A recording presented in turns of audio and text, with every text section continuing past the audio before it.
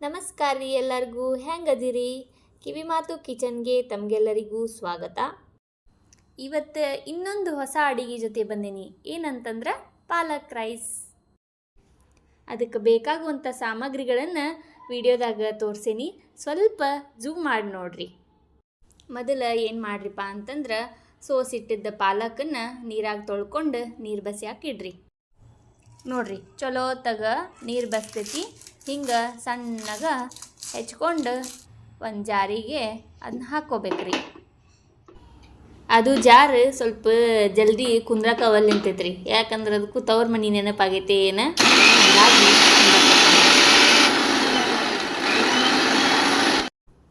ಆದರೂ ಬಿಡುವಂಗಿಲ್ರಿ. ಮತ್ತು ಪಾಲಕ್ ಪೇಸ್ಟ್ ಬೇಕಲ್ರಿ, ಹಿಂಗೆ ನುಣ್ಣಗ ರುಬ್ಕೋಬೇಕು ನೋಡ್ರಿ. ಮೊದಲು ಏನು ಮಾಡ್ರಿಪ್ಪ ಅಂತಂದ್ರೆ ಕುಕ್ಕರ್ ಇಟ್ಟು ಒಲೆ ಆನ್ ಮಾಡಿರಿ. ಆಮೇಲೆ ಅದಕ್ಕೆ ಎಣ್ಣೆ ಹಾಕಿ ಎಣ್ಣೆ ಕಾಸ್ಬೇಕು ಚಂದಾಗ. ಎಣ್ಣೆ ಕಾದ ನಂತರ ಏನು ಮಾಡಿರಿ ಅಂದ್ರೆ ಉದ್ದಿನಬೇಳೆ ಹಾಕ್ರಿ. ಅದಕ್ಕೆ ಉದ್ದಿನಬೇಳೆ ಸ್ವಲ್ಪ ಕಂದು ಬಣ್ಣ ಬಂದ ಮೇಲೆ ಒಂದೀಸ ಮೆಂತೆ ಒಗೀರಿ. ಅಂದ್ರೆ ರುಚಿ ಬರ್ತೈತಿ. ಚಂದಾಗ ಕೈಯಾಡಿ ಒಂದೀಸ ಸಾಸ್ಮಿ, ಒಂದು ಸ್ವಲ್ಪ ಜೀರಿಗೆ ಹಾಕಿ ಚಟಾಪಟ ಅನಿಸಿ ಹೆಚ್ಚಿಟ್ಕೊಂಡಿರ್ತಕ್ಕಂಥ ಮೆಣಸಿನ್ಕಾಯಿ ಹಾಕಿ ಕಸೂರಿ ಮೆಂತಿ, ಕೊತ್ತಂಬರಿ, ಒಂದೀಟ ಅಲ್ಲ ಬೆಳ್ಳುಳ್ಳಿ ಪೇಸ್ಟ್ ಹಾಕ್ಬೇಕ್ರಿ. ಯಾಕಂದ್ರೆ ರುಚಿ ಬರ್ತೈತಿ ಪಲಾವ್. ನಂತರ ಒಂದೀಸ ಉಳ್ಳಾಗಡ್ಡಿ ಹಾಕಿ ಚಂದಾಗ ಎಣ್ಣೆಯಾಗ ಅದನ್ನ ಬಾಡಿಸ್ಕೊರಿ. ಉಳ್ಳಾಗಡ್ಡಿ ಹಾಕಿ ಚಂದಾಗ ಎಣ್ಣೆಯಾಗ ಕೈಯಾಡಿಸಿ ಸ್ವಲ್ಪ ಹೆಚ್ಚಿಟ್ಕೊಂಡಿರ್ತೀರಲ್ಲ ಅದನ್ನೊಂದು ಸ್ವಲ್ಪ ಗಜ್ರಿ ಮತ್ತು ಆಲೂಗಡ್ಡಿ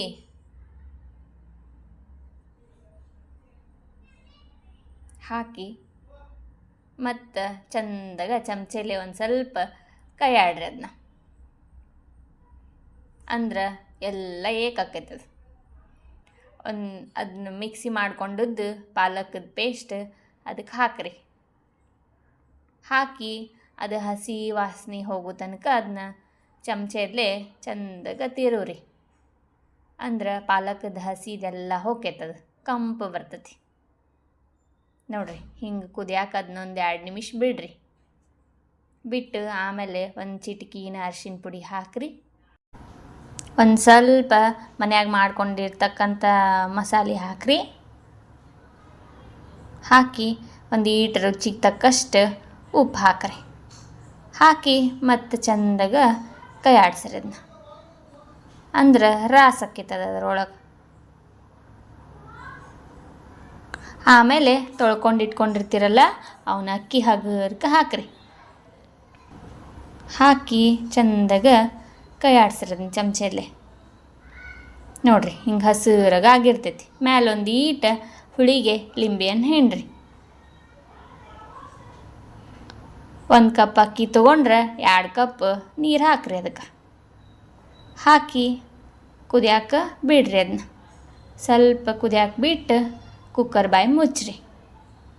ಮುಚ್ಚಿ 3 ವಿಷಲ್ ಕೂಗಿಸಿ ತೆಗೆದು ನೋಡ್ರಿ. ಪಾಲಕ್ ಪಲಾವ್ ರೆಡಿ ಆಗಿರ್ತೈತಿ.